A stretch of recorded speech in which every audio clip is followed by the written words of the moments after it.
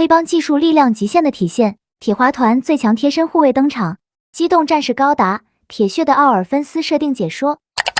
机体型号 STH-05百炼是由来自木星圈的大型企业集团迪瓦兹所开发的一款量产型机动战士。与加拉尔霍恩的量产机格雷兹相比，该型机体也是装备了一台亚哈反应堆，因此在机动上的性能与格雷兹属于同一水平，而使用的骨架则是由迪瓦兹独立开发制造而来，所以这个骨架也就称为迪瓦兹骨架，这就使得百炼与格雷兹在结构上产生了较大区别。由此可以看出，迪瓦兹虽然表面上是企业联合体之类的组织，但自身已经掌握了很多关于 MS 的技术，能够按照自身的需要独立开发属于自己的 MS。在完成百炼的开发并进行装备了以后，迪瓦兹基本上就成为了跟军阀一样的武装势力，然后以此长期占据着圈外圈这一片区域，而这一片区域也就是加拉尔霍恩掌握的核心以外的地方，因而没有对加拉尔霍恩造成直接的威胁，所以能在灾后世纪中得以长期存在，没有被针对。但是有一点，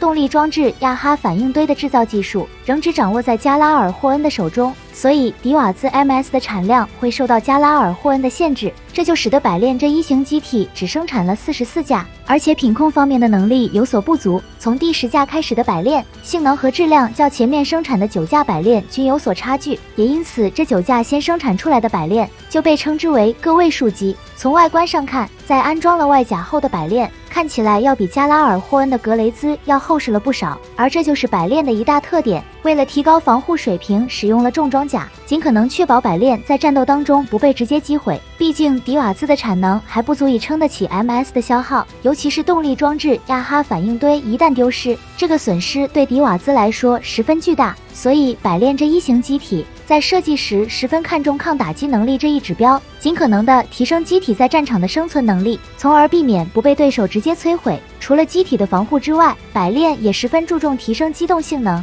其主要动力输出就在后背亚哈反应堆位置的2台推进器。该推进器的动力输出十分强劲，而且腿部还是有推进器的喷口，能够用来进一步提升百炼的推力，从而有利于在战斗当中建立优势。除了这些之外，在机体后腰位置的群甲模块里还有一个推进器，当要启用这个推进器的时候，这个群甲部件就会抬起来，使3个推进器的喷嘴都处于一个水平方向，这样百炼的推力又能得到进一步加强。然后脚部也是进行了专门的设计，其造型看上去就像是平底鞋，与格雷兹的高跟鞋相比差别很大。而在脚底部也有一个推进器的喷嘴，跟大腿和肩膀位置的喷口配合使用，就能让机体在宇宙中快速调整姿势。而对于驾驶舱，迪瓦兹采用了自己独有的设计，体现就在于驾驶舱的入口设置在了正前方。操作机体虽然采用的是非阿赖耶识系统的常规方式，但操作方式存在独特的地方，也就是在2边操纵杆位置都增加了显示屏，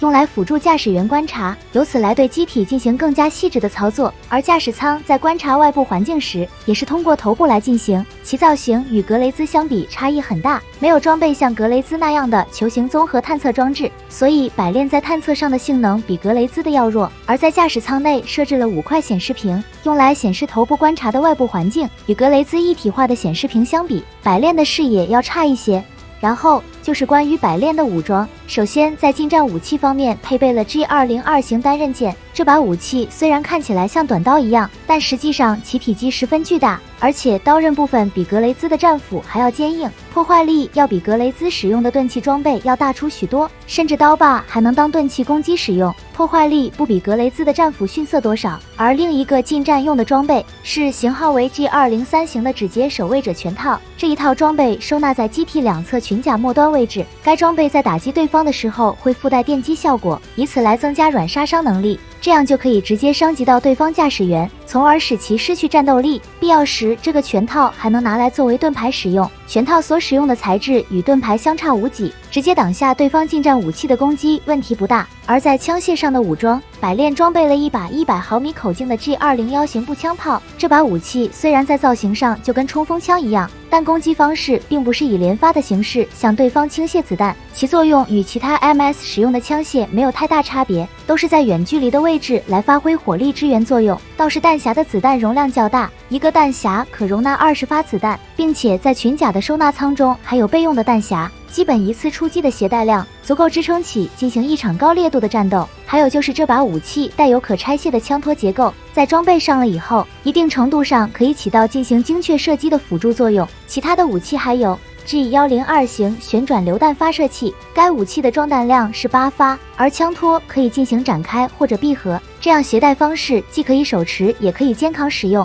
如果驾驶员水平足够高，甚至还能双手持枪进行战斗，以步枪炮和榴弹发射器的配置组合来对敌进行强大的火力输出。除此之外，还有一把 G103型4连装火箭筒提供选用，不过这把武器目前未见迪瓦兹使用过，详细信息至今无从得知。然后在迪瓦兹旗下组织塔宾斯当中，其所属驾驶员阿米达马鲁卡，他驾驶的百炼在外观涂装颜色上有所不同。这架机体正是最早生产个位数机中的一架，据称这些个位数机使用了迪瓦兹的内部材料进行制造，使得自身的防护性能高出了不少，这在战斗当中对百炼十分有利。加上阿米达的驾驶水平十分高超，即使是加拉尔霍恩后期新制造的新型机，在他面前也未必就能取得优势。所以在塔宾斯被加拉尔霍恩围剿的这场战斗中，朱里斯驾驶的新型机就在阿米达身上遭到了挫折。虽然一开始凭借性能优势率先给阿米达给予了重大打击，但在阿米达熟悉了以后，让朱莉塔在战斗当中逐渐陷入了劣势。然而这场对决没有分出胜负，为了阻止加拉尔霍恩的禁忌兵器达因斯尼夫，阿米达选择抛下了对手，向对方的舰队冲了过去。但是很可惜，在进入射程之前率先被达因斯尼夫击穿。然而阿米达没有放弃，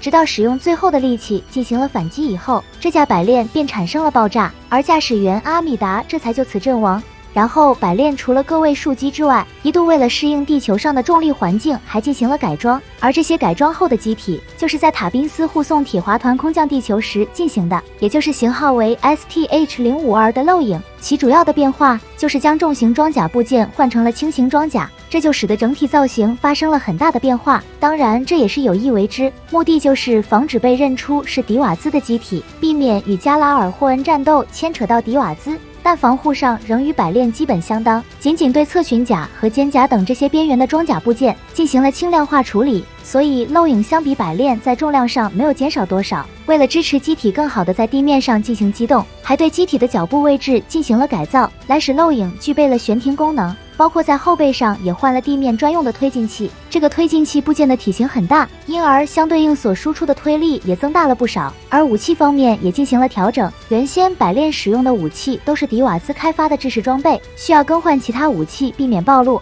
为此射击武器更换了88毫米口径的短步枪。该枪与乌兹这种结构紧凑的冲锋枪很相似，同样具有射速快、火力强的特点，而且该枪的枪托带有弹壳回收功能，这样就能避免留下痕迹，防止被对方追寻。此外，还在侧裙甲位置准备了收纳舱，每个容纳的空间可以装进5个弹匣，包括回收的弹壳也可以进行存放，并且还准备了一把突击步枪。这把武器通常挂在后腰位置，使用的弹药跟短步枪一样，而且弹匣也能通用，这样就减少了不同口径弹药带来的麻烦，方便进入地球以后进行补给。该枪的攻击方式分点射和连射2种，连射时射速很高，能对敌发起火力压制的作用。而近战武器则换成了大型棍棒装备，为了方便挥舞增加打击力，这把武器内部进行了镂空并放置了滑块，这样在抡起棍棒时就能利用离心力重重地砸向对方，以十分简单粗暴的方式给予对方重大打击。依靠这些装备，塔宾斯派出的阿吉古鲁明和拉弗塔弗兰克兰德驾驶漏影给予了铁华团很大的帮助，两人初次遇到铁华团就展现出了高超的战斗水平，在降落到地球后与加拉尔霍恩的战斗也是连战连捷，直到在埃德蒙顿郊区的这场战斗中，加拉尔霍恩派出了格雷兹艾因，